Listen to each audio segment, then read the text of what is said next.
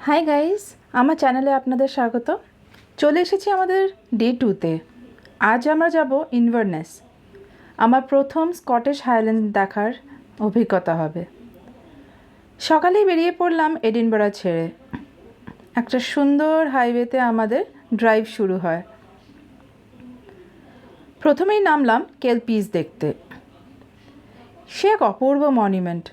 দুটো স্টিলের ঘোড়ার মাথা দেখতে পাচ্ছেন আপনারা।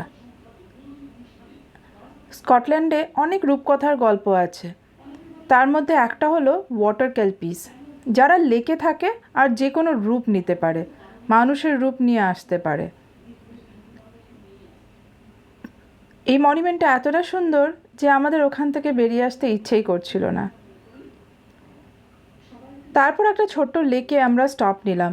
খুব সুন্দর ভিউজ, আর তখনই সূর্যের আলো দেখা পেলাম। দেখুন লেকটা কতটা শান্ত, কতটা সুন্দর, চারিদিকে সবুজ।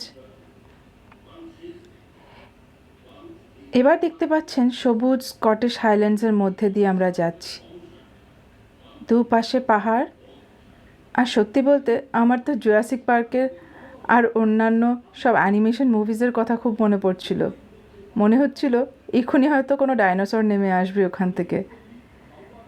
সে এক অসাধারণ রাস্তা, মনে গেঁথে যাওয়ার মতো। চারিদিকে কালো পাহাড়, মাঝখান দিয়ে রাস্তা যাচ্ছে, একটাও লোক নেই, শুধু গাড়ি আর গাড়ি। শান্ত একটা রাস্তা, মনে হচ্ছিল যেন রাস্তাটা শেষই না হয়।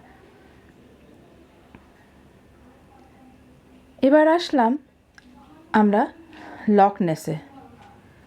লক বলতে লেক, স্কটিশে লেককে ওরা লক বলে। গ্রেট ব্রিটেনের সব থেকে বড় লেক দেখতে চলেছি আমরা। নেস নদীর থেকে এই লেকের নামকরণ হয়।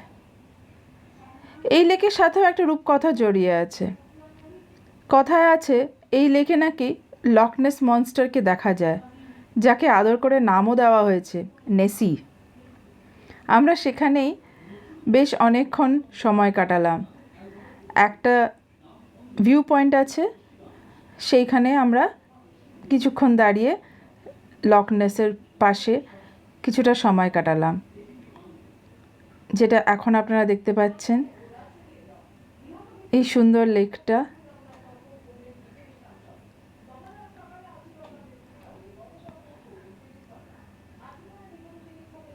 কাছেই একটা ক্যাফে ছিল, আমরা সেখানে একটা ব্রেক নিলাম। এই দেখুন, ইনি হলেন নেসি।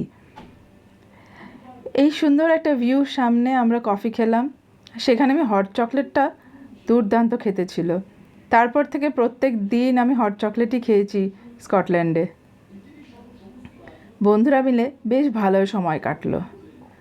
তারপর পৌঁছলাম আমাদের এয়ারবিএনবি গন্তব্যে।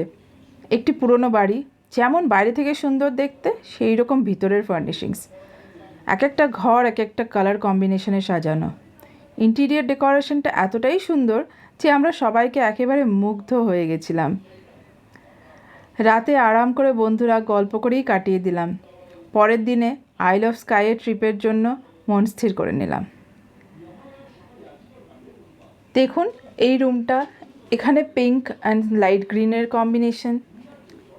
আগের রুমটা ছিল হোয়াইট অ্যান্ড পিঙ্ক।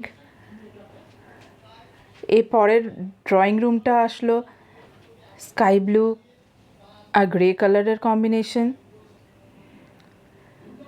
আর এরপরে আরেকটা ড্রয়িং রুম আছে, যেখানে অবশ্য ডাইনিং টেবিলও ছিল, তো ওটা ডাইনিং রুম। সেইখানে আবার অন্য রং দেখতে পাবেন।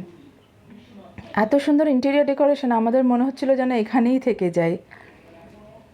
পুরো বাড়িটা যেন নিজের মনে হচ্ছিল। রাত্রিবেলাটা বেশ ভালোই কাটলো। নিজেদের কাছে যা আমরা একটু খাবার দাবার নিয়ে এসেছিলাম সেগুলো খেয়েই রাত্রিবেলা আমরা শুয়ে পড়লাম। থ্যাংক ইউ সো মাচ এই ভিডিওটা দেখার জন্য। ভালো লাগলে লাইক ও শেয়ার করবেন। এর পরের ভিডিওতে আমরা আইল অফ স্কাইতে যাব। সেখানে খুব সুন্দর সুন্দর ভিউজ আছে, সে জায়গাগুলো দেখাবো। Thank you.